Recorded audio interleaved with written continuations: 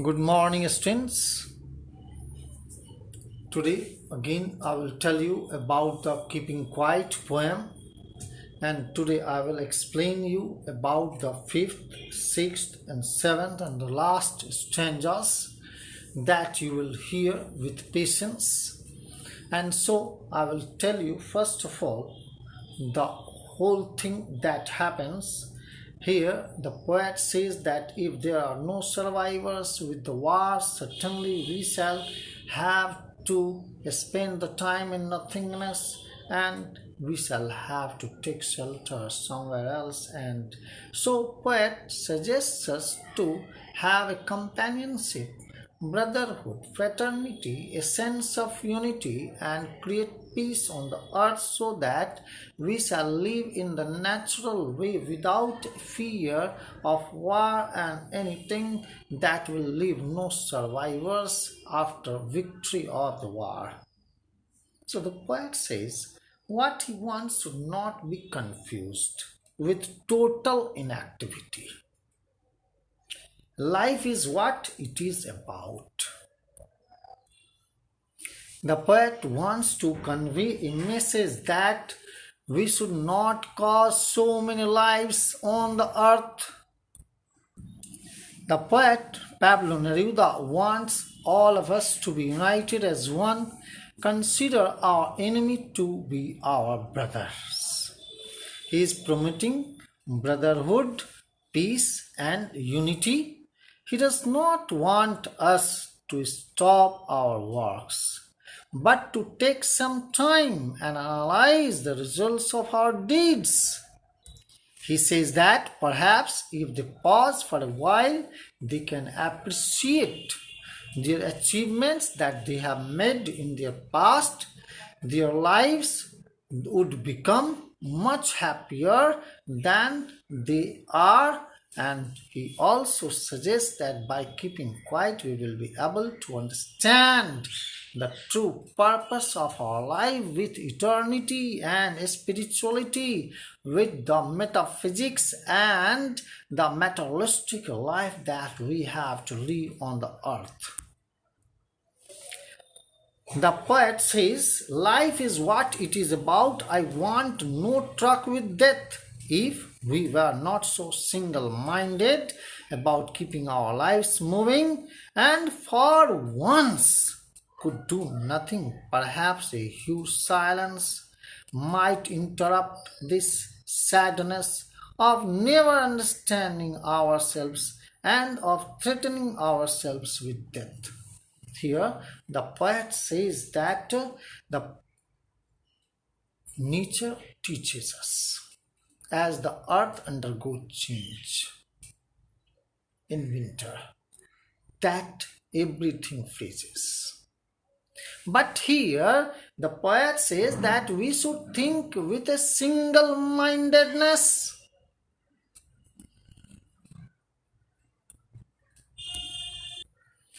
Due to introspection, people can choose not to be part of dissension. Another symbolism can be spotted when the poet mentions put on clean clothes. This is not just to emphasize how with war there is the shedding of blood, but rather the very act of putting on new clothes can be seen as taking on a different role, a different persona, and basically having a different take on the matter at hand. He wants all of us to be united as one, consider our enemy to be our brother. He is promoting these all things, brotherhood, peace, and unity. He does not want us to stop our work and take time and analyze the results of our deeds. All human beings work endlessly with the aim of completing all their tasks. They are driven by the target of survival and the threat of death. So they are in a mad rush to accomplish all their works. He says that perhaps if they pause for a while, they can appreciate their achievements and their lives would become happier. He suggests that by keeping quiet, we will be able to understand the true purpose of our life. Perhaps the earth can teach us as when everything seems dead and later proves to be alive. Here, the poet wants to tell that in winter everything looks lifeless. In winter season, everything looks lifeless. Everything looks lifeless and nothing is seen. So pleasant. Here you can see the scene of this winter season when the trees shed their leaves, the seeds fall underground. But as soon as the spring season comes, these seeds sprout, germinate, and come back to life. In the spring season, dead leaves come back to life in spring. So here, when the adverse situation comes in life, we are just able to subdue and subside ourselves. But when the favorable weather comes, favorable moments appear in our life, we just grow up, we become mature, we work with creativity, and we no longer leave the things.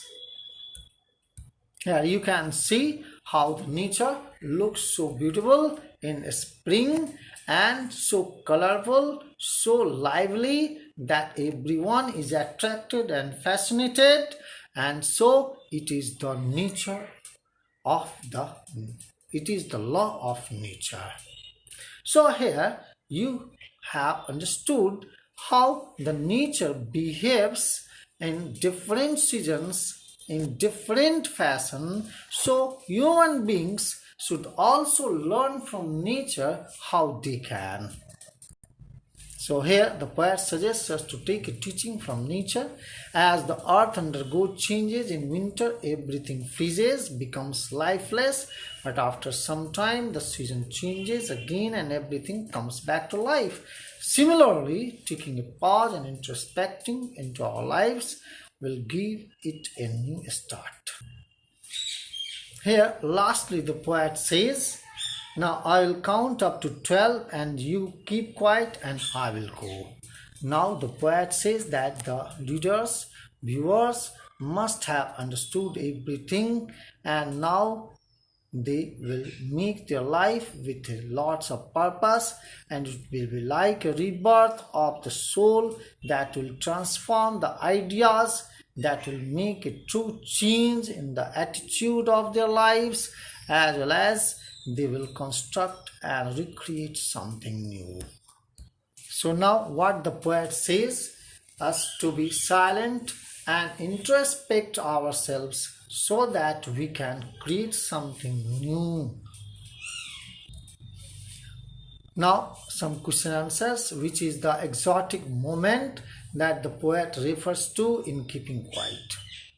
The poet refers to the moment of stillness and quietness as an exotic moment.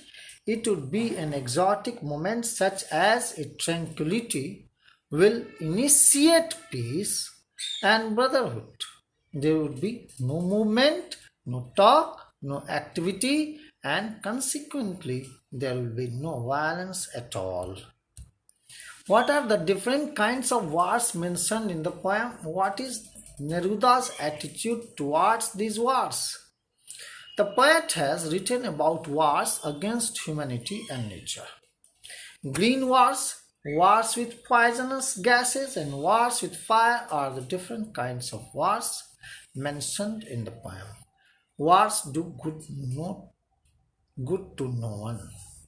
Here, Pablo Neruda feels that such wars may bring victory, but there are no survivors. It means that there may be or there is heavy loss on both sides, not from one side. According to the poet, what is it that human beings can learn from nature? So here it says, life under apparent stillness in attitude is the thing which man can learn from nature. The earth is never in a state of total inactivity. Nature carries on its work even where there is a stillness all around. As in winter, all the seeds are buried underground, but when the favorable weather, spring comes, they sprout and germinate and come back to life. Like that, we should remain quiet, and when the opportunity comes, we should be quite creative and constructive and have a renovation and forget all our enmity and create brotherhood and love and peace should be restored. Thank you, children. Thank you.